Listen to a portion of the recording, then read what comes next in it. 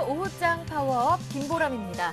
네, 지난주 미국 연준에서 QE3가 발표되면서 코스피는 한 주간 4%가량 급등했습니다. 네, 오늘은 단기 급등에 따른 부담으로 2,000선을 중심으로 등락을 보여주고 있는데요. 현재 코스피는 2,001포인트, 0.3% 정도 내려와 있습니다. 장중에는 1,997포인트까지 밀려나기도 했는데요. 코스닥도 이틀째 내려서 현재 517포인트 가리키고 있습니다. 네, 그 가운데 외국인은 거래소 쪽에서 오늘까지 7일째 매수를 이어가고 있는데요. 한편 개인과 기관 쪽에서 매도하면서 2,000선에 대한 저항을 보여주고 있습니다. 네, 그 가운데 외국인들은 어떠한 관심 업종을 두고 있는지 잠시 뒤에 살펴보도록 하고요. 지난주에 비해 큰 이슈가 없는 이번 주 전략은 어떻게 세워봐야 할 것인지, QE3 효과는 언제까지 지속될 것인지 전문가와 잠시 뒤 살펴보도록 하겠습니다. 먼저 이 시각 시장 흐름부터 간략하게 짚어보고 돌아올게요. 시황센터 연결합니다. 네, 시황센터입니다. 9월 17일 월요일 오후장부터 살펴보시겠습니다. 장 초반부터 꾸준히 물량을 내놓은 기관과 매도세와 또 여기에 개인도 팔자 보이면서 코스피 지수는 2,000선을 내주기도 했습니다. 현재는 코스피 지수가 2,001선에서 거래되고 있습니다. 외국인은 지난 거래일에 이어서 연이은 순매수지만 지수를 끌어올리기에는 역부족입니다. 외국인이 2,800억 원 순매수 보이고 있고 기관은 2,300억 원 순매도 나타내고 있습니다. 프로그램에서는 차익 중심으로 900원가량 매도 우위 나타내면서 지수 낙폭을 조금 더 키우고 있는 상황입니다. 오전장에서 여러 번 방향을 바꾼 코스피는 오후로 갈수록 하락 전환이 짙어지면서 방향을 아래로 잡고 내림세 나타내고 있습니다. 시가총액 상위 종목 삼성전자를 필두로 대체적으로 하락세인데요. 포스코와 현대차, 기아차 조정받는 상황이고 LG화학과 또 현대중공업이 2% 가까운 상승 보이면서 약세 시장에서 활약하고 있습니다. 신한지주도 4%대 급등이 나오면서 금융주 선전하고 있습니다. 다음 코스닥 지수도 살펴보시겠습니다. 미국의 3차 양적 완화 효과로 코스피 효과를 봤지만 코스닥은 소외되었었습니다. 연일 상승하던 코스닥은 미국의 추가 양적 완화 정책 시행 발표 후 오히려 하락하는 분위기 연출하고 있는데요. 현재 코스닥 지수는 517선입니다. 기관은 지난 거래일과 같은 규모로 물량을 내놓고 있으며 외국인도 아직 방향은 확실하지 않지만 13억 원 정도 순매도 나타내고 있습니다. 시총 상위 종목은 서울반도체와 또 안랩을 제외하고는 대부분 하락세입니다. 셀트리온과 파라다이스는 약보합권에 다음은 2% 넘게 내리고 있습니다. 네, 정치 테마주 한번 살펴보시면 문재인 민주통합당 대선 후보 확정에 문재인 관련주가 강세 나타내고 있지만 장 초반만큼은 아닙니다. 우리들 생명과학은 5%, 바른손, 유성 TNS는 각각 3% 상승률 보이고 있습니다. 장 초반 하락 전환한 코스닥은 현재 517선입니다. 환율에 대해서 많은 분들이 관심 가지고 계실 텐데요. 오늘 원달러 환율은 1원 70전 내린 1,115원 50전에 출발해서 1,115원 20전에서 1,116원 50전 사이에서 좁은 등락 보였습니다. 9월만 해도 1,133원 선 흐름 보였던 원달러 환율은 20원 내린 1,114원대 흐름 나타내고 있는데요. 지난주 1,115원 지지력 테스트를 보일 것으로 전망했는데 오늘 1,115원이 깨지면서 연 저점 1,111원 80전을 앞두고 있습니다. QE3에 따른 달러 약세는 당분간 지속될 가능성이 높은 것으로 보여지면서 밤사이 달러 약세와 또 유동성 랠리에 대한 기대가 이어지면서 환율은 저점 낮추기에 나설 것으로 예상됩니다. 다만 우리나라 수출 둔화 우려가 확대될 수 있다는 점은 주목해야 할 점으로 보고 있는데요. 연 저점에 대한 레벨 부담과 또 당국의 개입 경계 등이 부담으로 작용하는 가운데 환율 하락 속도는 전주 대비 완만한 형태로 진행될 가능성이 높다고 보고 있습니다. 이번 주 원달러 환율 흐름 눈여겨보셔야겠습니다. 현재 원달러 환율은 1,114원 50전입니다. 다음은 코스피 시가총액 상위 종목 살펴보시겠습니다. 삼성전자를 필두로 대부분 하락세입니다. 삼성전자 1.2% 조정받고 있는 상황이고요. 현대차, 기아차도 각각 0.4%, 0.6% 하락세입니다. 반면 부품주 현대모빌스는 0.63% 상승하고 있고요. LG화학은 1.15% 외국인의 지지받으면서 오름세 나타내고 있습니다. 다음 코스피 시가총액 상위 종목 살펴보시겠습니다. 현대중공업도 2.12% 상승하고 있습니다. 지난 거래일에 이어서 외국인과 기관의 매수 속에 상승하고 있는데요. 지난 거래일 6.34% 급등이 있었죠. 네, 신한지주는 4% 가까이 급등하고 있습니다. 오늘 금융주 강한 모습 보여주고 있는데요. KB금융도 2.22% 상승하고 있습니다. 다음 코스닥 시가총액 상위 종목 살펴보시겠습니다. 대체적으로 하락세입니다. 셀트리온을 필두로 다음까지 1.02%에서 2.2%까지 하락세 나타내고 있는데요. 서울반도체는 1.72%, 상승하고 있습니다. 오늘 기관의 매수세가 유입되면서 지난 금요일 0.21% 조정이 있었지만 오늘은 또 상승 반전했습니다. 안랩은 2% 상승 중이고요. CJ 오쇼핑은 2.55% 내림세 나타내고 있습니다. 다음 코스닥 시가총액 상위 종목 7위부터 12위 살펴보시겠습니다. SM이 3.1% 하락하고 있는데요. 엔터주가 요 며칠 약세 보이고 있습니다. 지난 거래일에 이어서 하락하고 있고요. SK 브로드밴드는 2.07%, 포스코 ICT는 1.8% 하락하고 있습니다. 반면 포스코 캠텍은 3.53% 상승하고 있습니다. 네, 지금까지 시황센터였습니다. 이어서 전문가와 함께 시장 흐름을 분석해 보겠습니다. 시장 중계석이 이어집니다.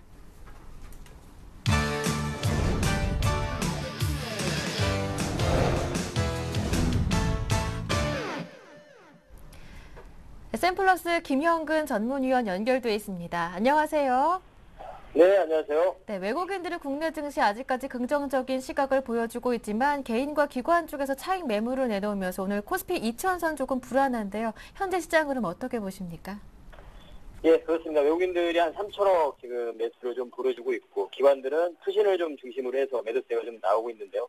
거기에 이제 프로그램 매도까지 좀 추가 가세가 되면서 약간의 약세라고 표현하기는 좀 어려울 것 같습니다. 전일 워낙 강하게 시장이 반응을 했기 때문에 0.3% 정도 약간 눌리는 그러한 흐름인데 시총의 상위주들 시총 한 5위까지 종목의 흐름 삼성전자라든가 포스코, 현대차, 기아차, 현대모비스만이 소폭 상승을 하고 있는 흐름 속에서 그러한 영향으로 약간의 좀 눌림이 좀 나타나는 그러한 과정인 것 같습니다. 업종별로 좀 수급의 흐름을 좀 보자면 현재 지금 외국인들 같은 경우는 운수장비 업종을 상당히 좀 많이 매수를 하고 있고 자동차 쪽 기존에는 자동차 쪽을 많이 좀 사왔었는데 오늘 같은 경우는 조선업종에 대한 매수도 좀 유입이 되는 것 같습니다. 그러한 매수가 좀 포착이 되고 있고 전기전자 쪽 역시 좀 매수를 계속 하고 있습니다. LG 쪽에 삼성보다 좀 LG 쪽에 그런 매수를 좀 보여주고 있는 모습으로 판단이 되고 또 눈에 띄는 부분 화학업종에 대한 매수도 유입이 되고 있는 부분이죠. 이전에도 제가 화학업종에 대한 부분을 좀 말씀드렸지만 바닥을 다져나가는 그러한 구간이라고 생각을 하고요. 전체적으로 전반적으로 이렇게 매수가 유입이 되면서 또 한쪽 이제 금융 쪽 오늘 또 눈에 띄는 업종인데요. 금융에 대해서도 매수가 좀 강하게 유입이 되고 있습니다. 반면에 이제 기관들 같은 경우에는 금융 쪽 금융업종에 대한 매수를 제외하고는 나머지 업종에 대해서는 좀 매도를 좀 보여주고 있는 그러한 시장의 흐름을 보여주고 있습니다. 코스닥 쪽 같은 경우는 현재 지금 기관의 매도, 개인만이 좀 매수를 해주고 있는데요. 역시나 이제 그동안 강했던 흐름 속에서 전일 상승 출발에서 약간 눌렸고 오늘 같은 경우도 약간의 0.3% 정도 눌리고 있는데 기존의 상승분에 대비해서는 크게 하락으로 전환됐다 이렇게 보기에도 좀 어려운 그런 모습인 것 같습니다. 약간의 지금 코스피 대형주 쪽과 중소형주, 코스닥의 이러한 흐름이 좀 균형을 맞춰가면서 조정 변화되는 그러한 구간. 앞으로 이제 전에도 제가 말씀드렸지만 분명히 대형주에 좀 관심을 가져야 되는 이러한 시장은 맞습니다. 근데 어느 업종에 관심을 가지느냐 이러한 부분이 좀 중요한 부분이 되겠죠. 말씀드린 쪽은 이제 IT나 자동차라든가 지속 관심을 가지시고 오늘 같은 경우에도 지금 외국인들이 뭘 사느냐 이러한 부분이 중요한 것 같습니다. 역시 외국인들의 수급 유동성 부분은 외국인들의 수급에 의해서 이 시장의 업종의 흐름은 좀 나타날 거라고 판단이 되기 때문에 전기전자라든가 운수장비, 화학 이러한 금융 쪽 이러한 쪽을 좀 사고 있는 모습을 봤을 때 그러한 업종은 지속적으로 좀 관심을 가질 필요가 있고 그쪽에서 약간의 조정이 나올 때 그러니까 지금 현재 상태에서 매매를 한다면 좀 음봉 매매를 좀 해야 될 것 같습니다. 주가가 상승할 때 양봉에서 추격해서 매수한다기보다는 음봉이 나올 때 그때 좀 매수를 하는 음봉 매매를 좀 해야 될 것 같습니다. 현재 시장의 흐름은 여전히 좋은 상태라 좀 추가적인 상승도 가능할 수 있다. 이러한 좀 판단이 드는 현재까지 시장 흐름은 그렇습니다. 네, 오늘장 살짝 숨고르기를 보여주고 있을 뿐이다. 크게 걱정하지는 말자 하셨는데 조정장 속에서도 말씀해 주셨듯이 금융주는 또 강세를 보여주고 있는데요. 오늘장 특징을 보이고 있는 업종과 테마 그 안에 있는 종목들까지 보다 자세하게 살펴보겠습니다. 예, 한번 종목별로 좀 한번 살펴볼 텐데 일단은 오늘 특징 업종으로 꼽자면 금융업종이 상당히 좀 강한 흐름이죠. Q3 실행을 하게 되고 우리 또 국가 신용등급 상향이 됐습니다. S&P에서도 상향이 됐는데요. 그러한 부분으로 당연히 이제 금융업종, 은행에 대한 부분도 신용등급이 좀 상향이 될 수 있다는 그러한 기대감, 그러한 부분이 작용이 되면서 오늘 강한 흐름이 나타나고 있는데요. 신한지주 같은 경우는 한 4% 정도 상승을 하고 있고, KB금융 같은 경우에도 오늘 현재 지금 2.2% 정도 상승을 해주고 있는 이러한 모습이죠. 역시 금융주 같은 경우도 상당히 지금 싼 상태입니다. PBR 상태도 상당히 싼 상태이기 때문에 충분히 좀 가격적인 그런 부담 없이 접근할 수 있다 이렇게 판단이 듭니다. 하지만 이제 여러분들이 매매에 접근하실 때 이미 기존에 보유하고 있는 투자자들이라면 당연히 그대로 홀딩 전략이 맞다고 보고요. 그러지 않고 금융주에 관심을 가지고 접근하고자 한다면 아까도 말씀드렸지만 현재 상태에서 매매를 할 때는 좀 음봉이 나올 때 접근을 하는 부분이 좀 맞다고 생각을 합니다. 우리 시장이 지금 현재 2020, 2050 뭐 한 차례 더 상승이 더 가능하다고 보여지긴 합니다만 그러한 상승을 노리고 추격해서 매수한다기보다는 조정이 나왔을 때 오히려 잠깐의 수익 구간에 들어가다가 손실 구간에 접어들 확률이 또 크기 때문에 그러한 부분을 좀 조심을 해서 리스크 관리를 하면서 음봉이 나올 때 접근할 것을 좀 말씀을 드리고 싶고요. 그 다음에 또 오늘 눈에 띄는 업종은 화학업종이 또 눈에 띄고 있죠. 바로 이제 경기 부양에 대한 기대감, 이러한 부분, 그리고 실적에 대한 기대감. LG화학 같은 경우도 지금 현재 1.9%, 한 2% 정도 상승을 하고 있습니다. 이전에 제가 화학주도 좀 말씀을 드리지만, 한 번도 사실은 좀 움직이지 못했던 쪽입니다. 최근에 움직이지 못하고 있는 쪽인데, 우리가 이제 이러한 그 주식 시장에서의 매매를 할 때 보면, 그러한 부분은 좀 이 돈의 흐름이라는 거죠. 주가가 또 딴 쪽을 찾아서 움직이게 되고, 움직이지 않은 쪽이 움직이게 되는 이러한 순환적인 부분이 있기 때문에 화학주 같은 경우도 계속 뭐 관심이 필요하다고 말씀드리는데요. 동사 같은 경우, LG화학 같은 경우는 뭐 2차전지에 대한 부분, 이러한 부분을 가지고 좀 길게 좀 관심을 가지고 접근할 필요가 있지 않나. 전반적으로 화학업종에 대한 부분을 보자면 좀 바닥권에서 약간의 상승의 모멘텀을 기다리고 있는 바닥을 다지는 그러한 흐름으로 좀 판단을 할 수 있을 것 같습니다. 정유주의 흐름은 좀 약간의 별도로 생각을 해야 되고요. SK이노베이션 같은 경우 에너지 쪽으로 관심을 가지자면 충분히 뭐 관심을 가질 수 있는 그러한 종목이라고 생각을 하고요. 그 다음에 조선주의 흐름이 또 오늘 특징으로 좀 나타나고 있죠. 조선주 같은 경우 이제 업황 호전에 대한 전망이 소송이 나오고 있는데 사실 조선업황 같은 게 아직까지 좋지 못합니다. 내년 하반기 정도 돼야지 업황이 좋아진다고 이렇게 좀 판단을 하고 있습니다. 그렇다면 이제 실제적으로 주가의 흐름은 그 전에 움직이겠죠. 그래서 올해 하반기라든가 내년 상반기 이때쯤이면 충분히 뭐 접근이 가능할 것 같고 현재 상태에서 접근을 한다면 약간의 좀 긴 시간을 좀 보내야 될 것 같고 그런 기회비용 부분을 생각을 했을 때는 현 시점에서의 접근보다는 뭐 올해 하반기라든가 연말 정도라든가 내년 상반기 때 그때 좀 접근하는 부분이 더 오히려 좀 기회비용을 줄일 수 있는 부분이 아닌가 이렇게 좀 판단을 하고 있고요. 그리고 또 기계업종의 오늘 종목이 좀 강한 흐름인데요. 두산중공업 그리고 두산인프라코어 최근에 중국의 경기부양책이 실행되고 한 번에 또 슈팅이 좀 나타났었는데요. 바닥을 다지는 그러한 모습에서 장기이평선을 지금 돌파하는 흐름이 나타나고 있습니다. 이 종목 또한 좀 긴 시각에서 관심을 가지시고 지속 관심이 필요한 그러한 종목이다. 중국에 대한 모멘텀뿐만이 아니라 미국에서의 지금 주택 경기의 이제 회복 부분 이러한 부분을 봤을 때 충분히 동사도 수혜를 볼 수 있는 종목이기 때문에 관심을 가질 필요가 있을 것 같습니다. 자 그리고 이제 대선 테마에 대한 부분을 또 언급을 안 할 수가 없는데요. 당 초반에는 이제 민주통합당 후보로 문재인 후보가 확정이 되면서 좀 강한 흐름이 나타났었다가 다시 현재 상태에서는 오히려 지금 안철수 관련 쪽의 종목들이 더 흐름이 좀 활발하게 나타나고 있고요. 그리고 박근혜 쪽 관련 쪽은 좀 쉬고 있는 흐름이죠. 그래서 제가 이제 테마 쪽을 접근을 말씀드리면 여러분들이 이런 순환되는 부분을 잘 좀 판단을 하셔야 될 것 같고 오히려 테마 쪽에 지금 접근을 하신다면 일전에도 말씀드렸지만 오히려 지금 움직이지 않고 있는 박근혜 쪽 관련 테마 쪽에 관심을 가지고 여러분들이 좀 접근을 하는 게 맞지 않나 리스크를 좀 줄일 수 있는 방법이 아닌가 테마에 관심이 있으신 분들이라면 그러한 쪽이 맞다고 생각을 하고요. 관련해서 또 일자리 관련 제가 계속 말씀을 드렸었는데 뭐 윌비스 같은 경우 오늘 일자리 관련 테마 종목들이 뭐 상한가를 다 갔습니다. 윌비스도 그렇고 사람인이라는 종목도 그렇고 뭐 좀 상한가를 가서 점상한가를 가서 좀 딱 문을 닫은 상태인데 이런 일자리 관련 테마의 흐름이라는 건 여러분들이 이렇게 좀 움직이기 전에 좀 먼저 선점을 할 필요가 있다고 생각을 하고 거기에 관련된 물론 충분한 또 그 기회비용을 지불해야 되는 부분이 있습니다. 그래서 현재 이러한 상태고 다른 뭐 테마 쪽으로 좀 더 점검을 해보자면 고려와 복지 테마 있죠. 뭐 세움 메디칼이라든가 이런 종목들도 아직 충분히 움직이지 않았습니다. 서서히 움직임이 나타나고 있는 상태죠. 바이오 스페이스라든가 바이오 스페이스라든가 뭐 이러한 잠시만요. 바이오 스페이스. 네, 뭐 이러한 바이오 종목들도 스페이스요. 아직까지 움직이지 않은 그러한 모습이죠. 이러한 쪽으로 뭐 좀 또 관심을 가질 수 있을 것 같고 오늘 또 그리고 엔터주 같은 경우 로엔도 뭐 계속 지속적으로 말씀드리는데요. 로엔이라는 엔터주의 흐름 이러한 흐름도 상당히 좀 눈에 띄고 있습니다. 이러한 종목들 그리고 상품 가격 상승, 물값 상승과 관련돼서 대창이라는 종목 뭐 급등의 패턴이죠. 5일선을 이탈시키지 않고 계속 상승을 하고 있는 모습. 근데 매매는 제가 아까 말씀드렸지만 분명히 음봉이 나올 때 매매를 해야 된다. 현재 시장의 상황에서는 양봉이 나올 때 추격해서 매수하면 안 된다. 이런 부분을 다시 한번 좀 당부를 드리고 싶습니다. 이러한 지금 오늘 같은 경우 이러한 특징주들의 흐름이 좀 나타났습니다. 예, 정리를 이렇게 해드리도록 하겠습니다. 네, 금융화학, 조선, 기계까지 긴 호흡으로 들어갈 종목들이겠지만 일단 음봉 매수, 조정이 나왔을 때 들어가 보자 하셨고요. 오늘 문재인 테마주 많이 오르고 있는데 이렇게 움직이는 종목들보다는 움직이지 않는 정치 테마주로 접근하는 게 단기로 접근하는 게 좋겠다라는 말씀까지 들어봤습니다. 잘 들었습니다. 고맙습니다. 예, 감사합니다. 네, 지금까지 샘플러스 김영근 전문위원과 함께했고요. 이어서 증권사 지점이 추천하는 종목들도 전수받는 시간 스타트업 코너로 이어가 보도록 하겠습니다. 네, 오늘은 KTB투자증권 압구정 지점으로 가볼게요. 김근호 차장과 함께합니다. 안녕하세요. 네, 안녕하십니까. 네, 먼저 오늘 KTB투자증권 압구정 지점에서 어떤 종목 문의가 가장 많이 들어왔습니까?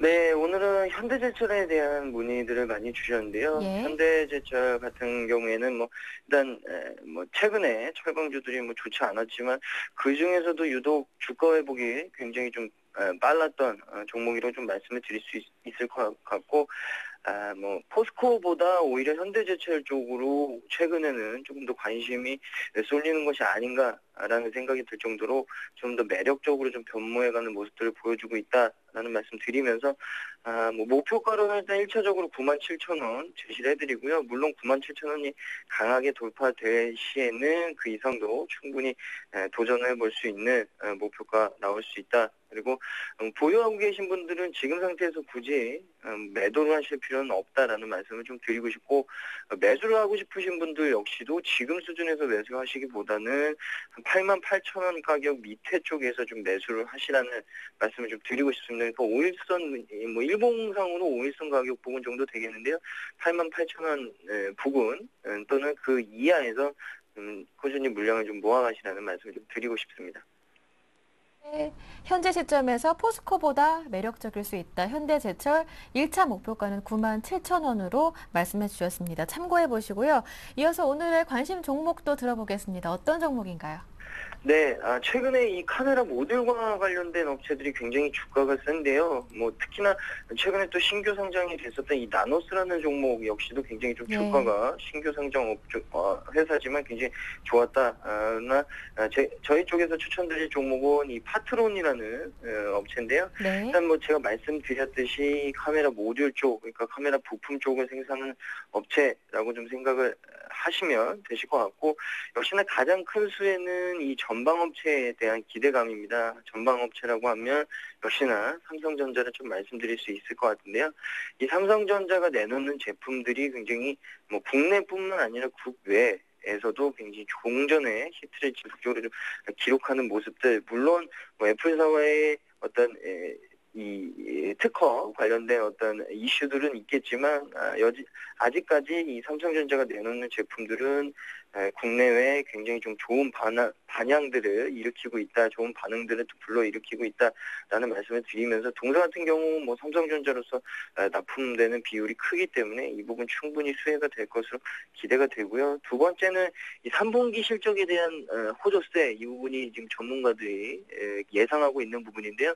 3분기 카메라 모듈에 대한 판매 호조, 그리고 이 주요 고객사의 이 메인 안테나 매출 점유율이 굉장히 크게 늘면서 매출액, 영업이익 모두 최대 실적까지 좀 바라볼 수 있는 상황이 놓여 있다라는 분석 보고서도 있고 전문가들의 판단도 최근에 굉장히 많이 나오고 있기 때문에 3분기, 4분기, 하반기에도 굉장히 좀 좋은 실적들을 가지고 갈 수 있다. 그러니까 기본적으로 숫자가 굉장히 좀 잘 찍힐 수 있는 회사다라는 말씀을 두 번째로 드리고요. 마지막으로 이 탄탄한 수급에 대한 말씀인데, 최근에 기관의 수급이 조금 빠져나가는 자리를 외국인들이 굉장히 좀 강하게 메워주고 있습니다. 그러니까 기관이 던지는 물량보다 오히려 외국인이 받아가는 점유하는 물량들이 굉장히 많아지면서 외국인의 어떤 선호 종목으로까지 좀 떠오르고 있는데요.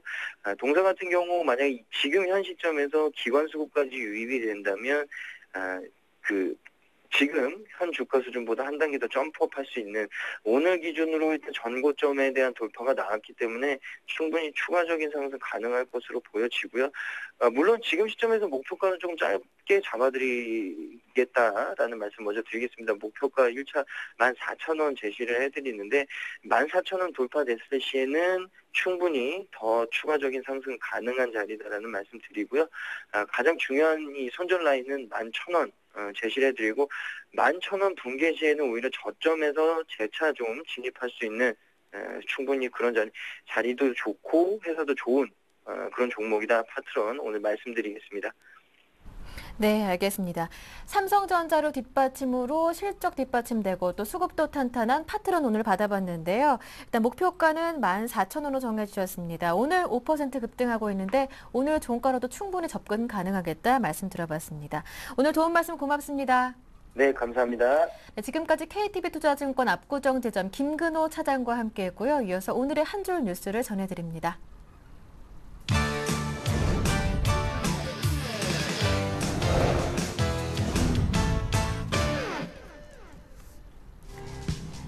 국제금융협회가 22의 무제한 국채 매입 프로그램이 경제개혁 조건 때문에 역풍을 맞을 수 있다고 경고했습니다. 국제금융협회 시장감시그룹은 무제한 국채 매입을 주요 내용으로 하는 22의 전면적 통화거래 프로그램의 조건은 도움이 절실한 국가들의 지원 신청을 막는 장애물이 될 수 있다고 지적했고 OMT에 대한 시장의 기대가 큰 만큼 효과가 지연되면 실망감도 클 것이라며 특정국에 대한 국채 매입 지원이 조건 불이행을 이유로 끊기면 절벽 효과로 시장은 급격한 조정에 빠질 것이라고 예상했습니다. 국제채권단인 트로이카가 그리스가 구제금융을 받는 조건으로 약속한 재정 목표를 이행할 수 있을 것으로는 더는 신뢰하지 않는다고 밝혔습니다. 이어 채권단은 그동안 그리스가 2020년까지 채무를 지탱할 수 있는 수준으로 낮출 것이란 기대를 하고 움직여왔다며 하지만 그런 목표 달성이 더는 가능하지 않은 것으로 판단한다고 강조했습니다. 미국 FRB의 전 이사는 경기 부양책보다 아이폰 5가 미국 경제를 살리는 데 더 효과적이라고 주장했습니다. 그는 FRB의 3차 양적 완화가 공격적이며 2008년 금융위기 때와 같은 상황을 연상시킬 뿐 아니라 미국 경제에 대한 FRB의 깊은 우려를 보여주고 있다고 지적했습니다. 이어 일자리가 상당 수준 개선될 때까지 이 정책을 지속할 것이라고 밝혔지만 그렇게 하기는 어려울 것이라며 아이폰 5가 경기 부양에는 더 낫다고 말했습니다.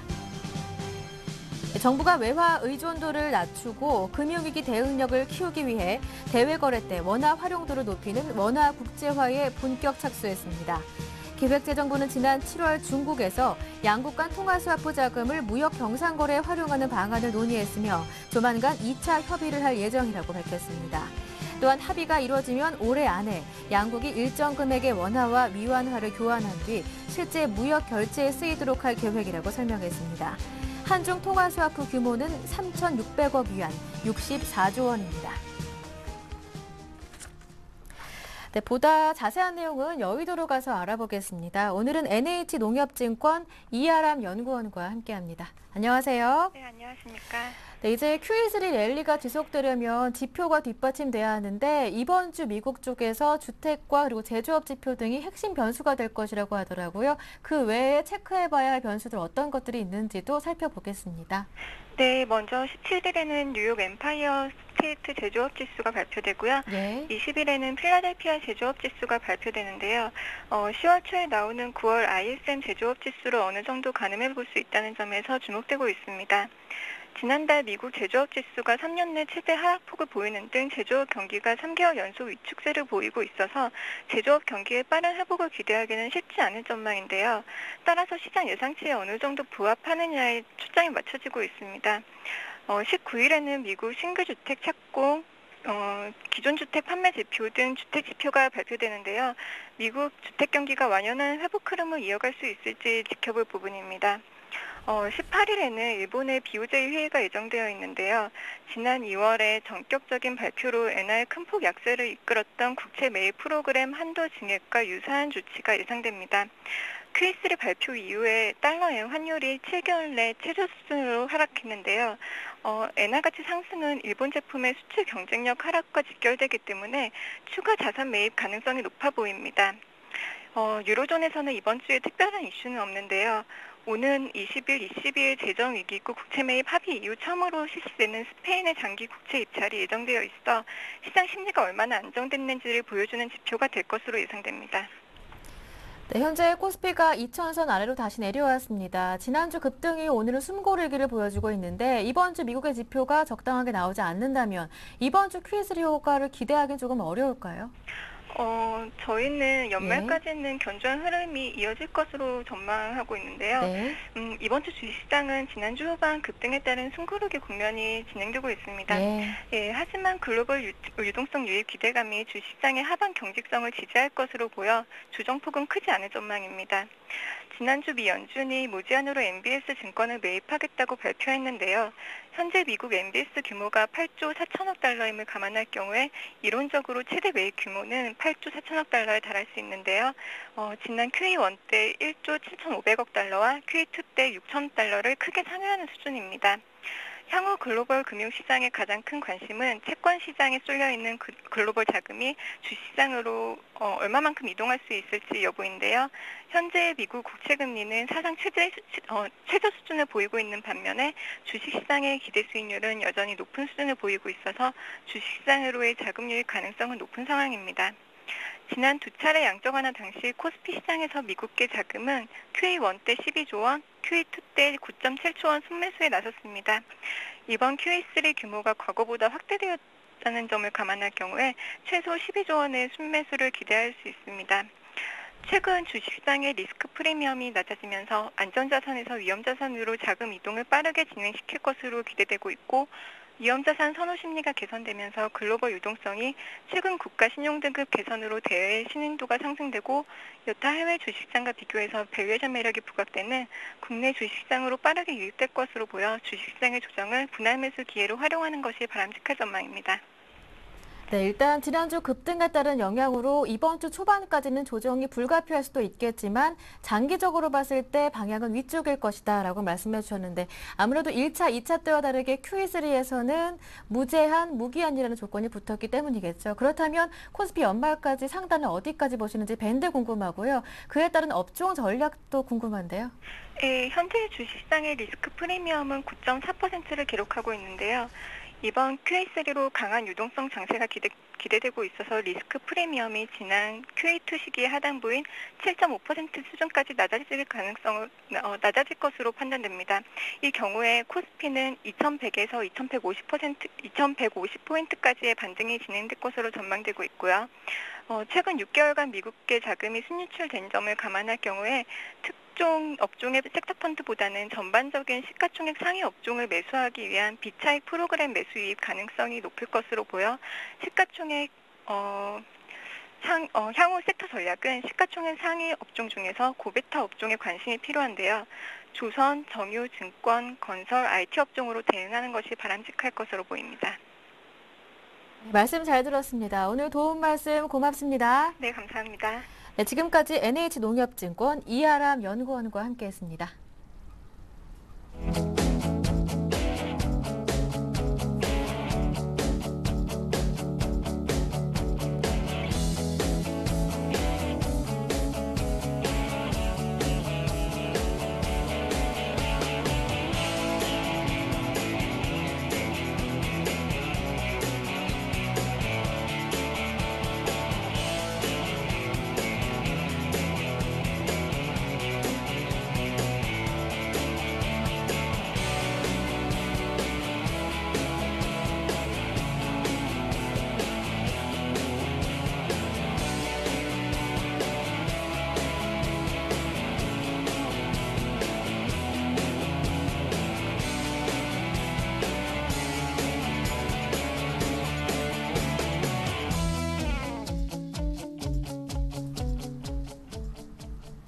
네, 이어서 글로벌 이슈 통체적으로 정리해보고 국내 증시 영향까지 더욱더 구석구석 자세하게 살펴보겠습니다.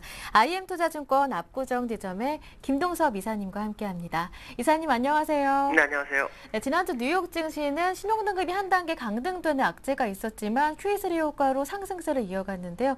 오늘 국내 증시는 조금 내리고 있습니다. 국내 증시 영향까지 분석 부탁드릴게요. 지난주 금요일 날 미국은 상승에서 끝났지만 새벽 한 2시쯤에 예. 그 이건 존스 모디스라는 신용평가 기관이 이제 신용등급을 한 단계 낮췄습니다. 그래서 AA-까지 낮췄는데요. 이건존스라는 기업이, 그러니까 신용평가 기관이 예전에 스페인이나 이탈리아 또 프랑스 신용등급을 강등시키면서 시장의 방향성을 많이 흔들었었습니다. 그래서 이제 시장에서는 이건존스를 따라서 다른 신용평가 기관이 같은 결과를 내는지 거기에도 관심을 많이 갖는 것 같고요. 사실 미국하고 유로존은 좀 다르죠. 미국은 경제 대국이고 유로존은 유로존 어떤 경제 대국의 어떤 통합체이긴 하지만 유로존은 지금 상당히 금융 위기를 겪고 있는 상황이고 미국은 금융 위기를 겪고는 있지만 그래도 어느 정도 일단락 돼가는 그런 사이다 보니까 미국에는 그 영향이 제한적인 것이 아닐까라는 생각을 하고 있습니다. 이건존스가 신용도를 강등하게 된 계기는 이제 국채를 많이 매입하게 되면 달러가 많이 풀리게 되면 이제 달러의 약세 또 인플레이션이 증가할 수 있다라는 부분이 상당히 중요하게 작용한 것 같고요. 또 미국 물가 상승률 CPI도 보면 3년 내 최대치가 0.6% 증가하는 모습이 나온 걸 봤을 때는 그들의 우려가 거의 맞는 것이 아닐까라는 생각 또한 하게 합니다. 그렇지만 어쨌든 시장 유동성이 풀린 후에 나온 뉴스가 그게 좋은 뉴스는 아니다. 그렇지만 그것이 이제 미국의 시장의 방향성, 글로벌 시장 방향성을 완전히 바꿔놓기는 조금 역부족이 아닐까라는 생각을 해보고 있고요. 지금 시장은 FRB, FMC의 회의에서 3차 양적완을 하기 위해서 유동성에 대한 기대 심리가 시장을 자극하는 것 같습니다. 오늘도 국내장은 하락을 하고 있지만 외국인들의 현물은 계속해서 들어오는 상황이죠. 그 얘기는 무슨 말이냐면 저점에서 매수하고자 하는 매수 세력이 굉장히 많아졌다라는 거고 그건 외국인들이 집중적으로 매수하는 상황이 아닌가. 그렇다면 지난주 금요일 3차 양적완의 실행으로 해서 갭상승분을 혹시 메워줄지라도 오히려 저점 매수 대응이 유효하지 않나라는 생각을 하고 있고요. 오늘 수급을 보시면 외국인들이 현물은 사는데 선물은 매도를 하고 있습니다. 해지를 걸면서 간다라고 해야 되겠죠. 현물은 3천억 정도 사는데 선물은 4,060개, 4천억 넘게 나오는 모습이고요. 외국인에 반해서 개인과 기관만 매도, 그 다음에 프로그램 순매도가 한 1,000억 정도 나오고 있습니다. 그러니까 지금 사실 기관들은 한 2020 정도 가면 사고자 하는 것보다는 팔고자 하는 의지가 강해지는 그런 상황입니다. 왜냐하면 이때까지 누적 잔고로 봤을 때 가격대, 평균 지수대가 2020 정도로 맞춰져 있기 때문에 혹시 올라온다면 그 지점에서는 약간 눌릴 수 있다. 결국 외국인들이 얼마나 힘을 더 써주고 기관들이 매도가 아닌 매수로 전환하는지 여기에 포인트를 맞춰야 된다라고 보시면 되겠고요. 또 우리나라는 지금 중국 관련주들이 상당히 많습니다. 중국에서 경기부양책이 나오는지 여기에 따라서 국내장의 상승 속도가 좀 달라질 수 있다라는 생각을 해야 될 것 같습니다. 오늘 업종별을 보시면 개인들은 약 410억 정도 매도를 하고 있는데요. 가장 많이 파는 게 이제 화학업종 750억, 기계 120억, 그다음 운송 장비 490억을 매도하고 있고요. 매수는 전기전자 업종, 그다음 운수창고 통신업, 그다음에 서비스업 쪽에 집중하는 서비스업이 거의 한 1,000억 정도로 매수합니다. 그다음에 외국인들은 3,000억을 매수하고 있는데 왜 이렇게 자꾸 딴말하면서 합니다. 3,000억을 매수하고 있는데 가장 많이 새는 게 운송 장비 업종의 1,000억이고요. 그다음에 전기전자가 620억 매수하고 있고 그 다음에 이제 금융업 쪽에 한 270억이 들어오는 게 특징이고요. 화학업 쪽에 한 760억 정도 들어오고 있습니다.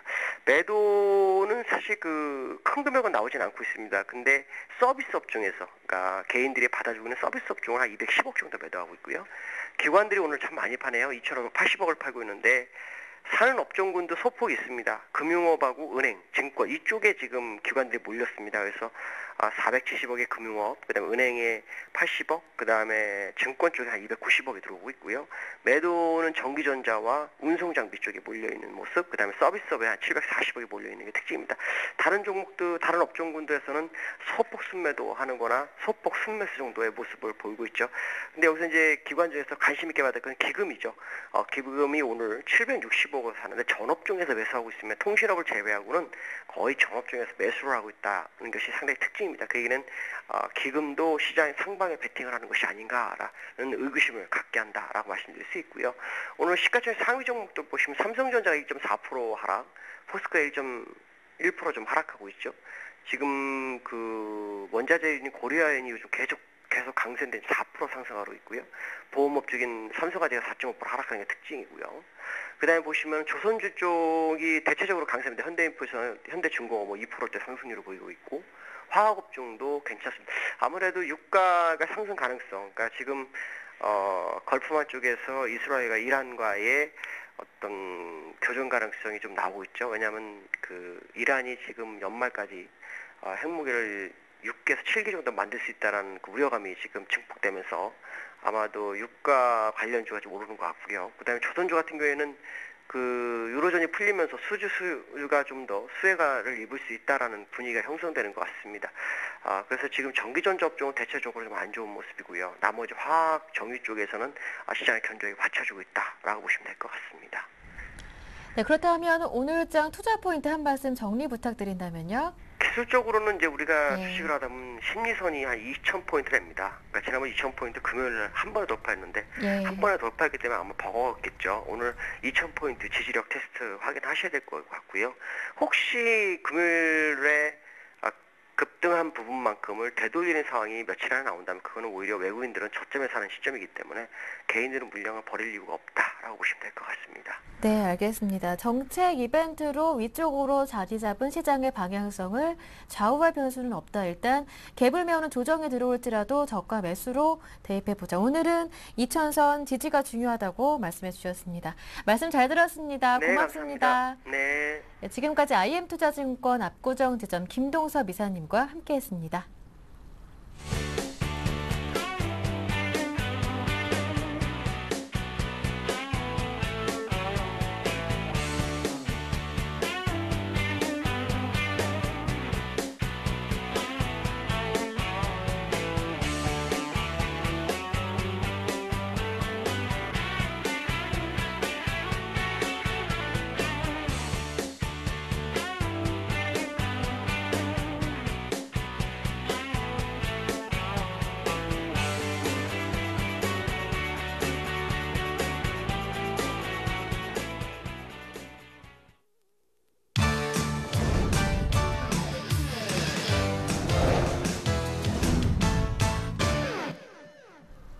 네, 이번에는 조금 더 구체적인 오후장 전략을 세워보고요. 전문가와 함께 포트폴리오도 짜보는 시간을 갖겠습니다. 오늘은 우진투자 컨설팅 이성규 팀장님과 함께합니다. 안녕하세요. 네, 안녕하십니까.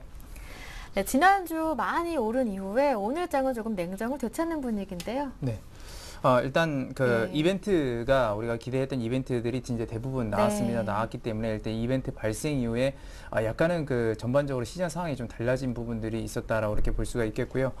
일단 뭐 특별히 말씀을 안 드려도 다 아시겠지만 Q3라는 것이 우리가 기대했던 것들이 분명히 이렇게 나왔습니다. 그리고 역시나 그 독일에 지난주에 있었던 거 위원 판결에서 일단은 ESM을 어느 정도 인정했다라는 것이죠. 네. 그런 것들이 일단 증시에는 어느 정도 반영이 되고 오늘장 이제 진행이 되고 있는데 실제적으로 지금 보게 되면 일단은 조정 양상이라고 볼 수가 있겠습니다. 그 근거는 뭐냐면 일단은 오늘장에서 분명 지수 자체는 코스피 지수 자체는 0.35% 정도 좀 하락하고 있는 그런 모습인데요.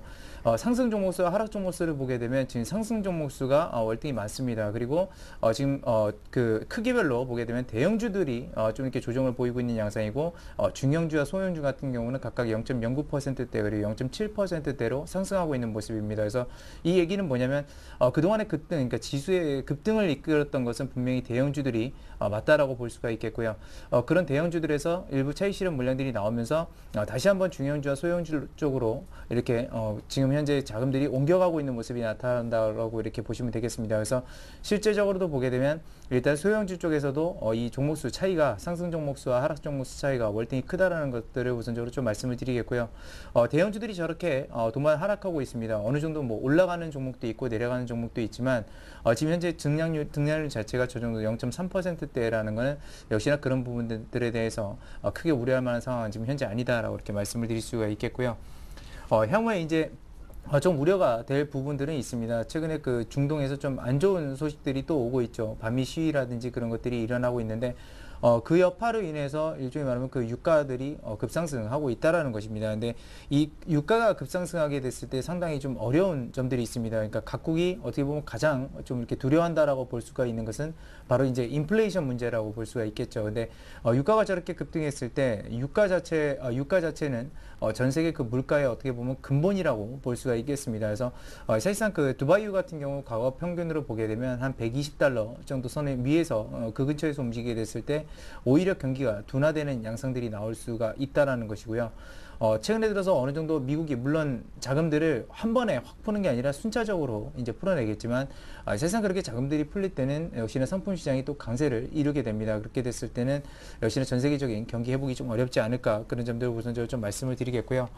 다만 우리 시장 오늘 또 하나의 그 조정이라고 볼 수 있는 이유 중에 하나는 원달러 환율 자체는 지금 하락을 하고 있는 모습입니다. 지난주 예. 분명히 급락을 했음에도 불구하고 오늘장에선 추가적으로 좀 하락하고 있다는 것이죠. 근데 이렇게 하락하고 있는데 지금 현재 코스피 지수가 하락을 하고 있다는 것은 외국인들이 일단은 원화 쪽으로 매수를 들어온다라는 겁니다. 그리고 대기 자금들이 그만큼 증시에 존재하고 있다라는 것이죠. 그래서 이런 대기 자금들이 들어왔을 때는 이런 조정을 한번 거친 다음에 갈 수는 있겠다라고 이렇게 말씀을 드리겠고요. 그렇기 때문에 오늘장에서 일단 보게 되면 가장 중요한 것은 그렇습니다. 뭐 2000포인트 자체에 대한 그 지지 여부를 여러분들이 좀 확인을 하시기 바라겠고요. 증시 자체에서 뭐 여러 가지들이 있지만 사실상 그 유럽이나 미국의 이런 위기들과 조금씩 맞물려서 가장 크게 낙폭을 보였던 업종들이 있습니다. 바로 이제 대표적으로는 뭐 금융이라든지 조선, 화학 이런 것들을 볼 수가 있겠는데 최근에 들어서 단기적으로 역시나 상승할 수 있을 만한 그런 업종 자체들을 한번 보게 되면 일단은 금융입니다. 기관들이 금융 쪽으로 좀 이렇게 많이 몰리는 모습들이 보이고 있고요. 하지만 그런 것들이 어느 정도 구조적으로 해결되게 됐을 때는 일단은 그 조선이나 화학 업종들에게도 좀 이렇게 추가적인 매수세가 올 수 있다라는 거 또한 말씀을 드릴 수가 있겠습니다. 그리고 특히나 이제는 이벤트들이 다 소멸이 됐기 때문에 네. 차기 이벤트가 뭐가 있어야겠죠. 차기 이벤트는 바로 중국입니다. 근데 중국이 올 연말에 아무래도 권력 이양 시기를 앞두고 있기 때문에 그 전에 일단 그 중국에 대해서도 중국에서도 어느 정도 그 경기 부양 의지를 보일 확률이 굉장히 높다라고 이렇게 볼 수가 있겠는데요.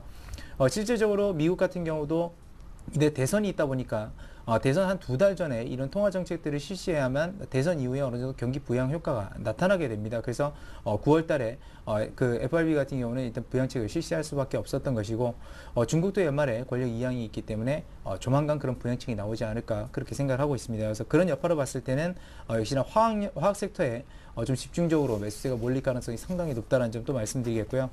그래서 오늘 장에서 좀 보게 되면 일단은 그 외국인들이 많이 매수하고 있는 섹터가 지금 현재는 운수장비와 화학 쪽이라고 볼 수가 있습니다. 그러니까 그 말은 무슨 말이냐면 일단 경기 회복 쪽으로 가장 크게 베팅을 하고 있다라는 그런 얘기가 될 수가 있겠고요. 지금 특히나 운수장비 오늘 외국인들이 3천억 원 매수하는 가운데 1,100억 원 정도 대량의 지금 외국인들이 매수를 운수장비 쪽으로 보고 있습니다. 그리고 뒤쪽으로는 화학주들이 800억 원 정도 좀 보고 있고요. 그다음에 전기전자가 역시는 650억 정도 이 세 개 섹터 그러니까 경기 회복에 대한 베팅을 한다고 볼 수가 있겠고 또 오늘의 기관 투자자들 물론 매도세는 상당히 많이 보이고 있지만 우리나라 연기금 같은 경우는 상당히 강하게 매수세를 좀 보이고 있다는 점이 증시에 어느 정도 하방 경직을 이룰 수 있다라고 이렇게 볼 수가 있겠습니다.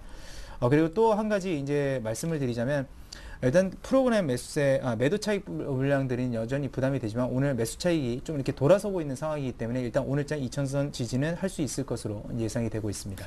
네, 알겠습니다. 오늘 2000선 지지는 무난할 것 같다라는 평가하셨는데 이어서 이성규 팀장님의 관심 종목도 들어볼게요. 오늘 어떤 종목인가요? 네, 오늘 종목 같은 경우는 제가 네. 조금은 어떻게 보면 부담이 될 수도 있습니다. 코오롱 머티리얼이라는 기업을 준비했는데요. 네. 코오롱 인도가 최근에 이 소송이 걸려 있으면서 코오롱 그룹주들이 상당히 저평가가 많이 돼 있습니다. 그래서 그런 점들에 대해서 일단 저평가 측면이기 때문에 일단 선정을 해봤고요. 다름이 아니라 이 경기 불황이라는 요소 때문에 이 섬유주들이 굉장히 큰 폭의 어려움을 좀 겪고 있습니다. 근데 이 코어록 머티리얼 같은 경우는 뭐 장섬유, 단섬유라고 이렇게 나눠지게 되는데요. 이 장섬유라는 부분들이 그냥 단섬유는 우리가 보통 알고 있는 이제 옷을 입는 그런 섬유라고 보시면 되겠고, 장섬유 같은 경우는 이제 IT나 그 자동차의 소재 쪽으로 쓰이는 섬유를 말합니다. 그리고 뿐만이 아니라 요즘에 여러분들 아마 등산 같은 건 이제 많이 다니실 텐데요.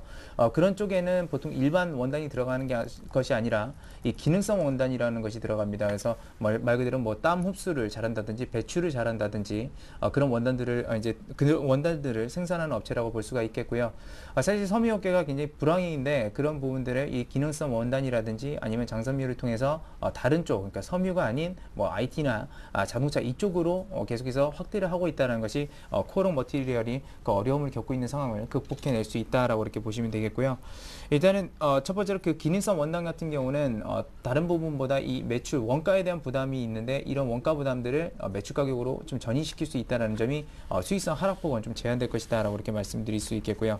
앞서 말씀드렸던 이제 가장 중요한 것은 그거죠. 코어록 인더의 소송이 어떻게 되는가 하는데 실제적으로 코어록 인더 같은 경우는 그 소송에 대한 그 충당금 자체를 이미 절반 정도를 확보를 해놓고 있기 때문에 코어록 인더가 절반 정도에 대해서 그 소송에 대해서 완전 패소를 한다 하더라도 그 충격은 좀 제한적이지 않을까 생각하고 역시나 어떻게 보면 잘 살아볼 수 있는 코어록 머티리얼은 좀 더 큰 폭으로 그 주가의 낙폭은 제한적일 것이다라고 이렇게 말씀드릴 수 있겠습니다. 그래서 제가 올해 이 코어록 머티리얼이 평균 매출액 대비 한 절반으로 반토막 난다라고 가정을 하고요. 예. 주가 평가를 해봤더니 EPS가 그래도 10배 정도 수준입니다. 상당히 네. 저평가라고 볼 수가 있겠고 PBR 기준 올해 예상 매출액 기준 이익 기준에서 PBR 0.4배에서 상당히 저평가니까 지금 현재 구간에서 매수 가능한 구간이다라고 이렇게 말씀을 드리겠고요.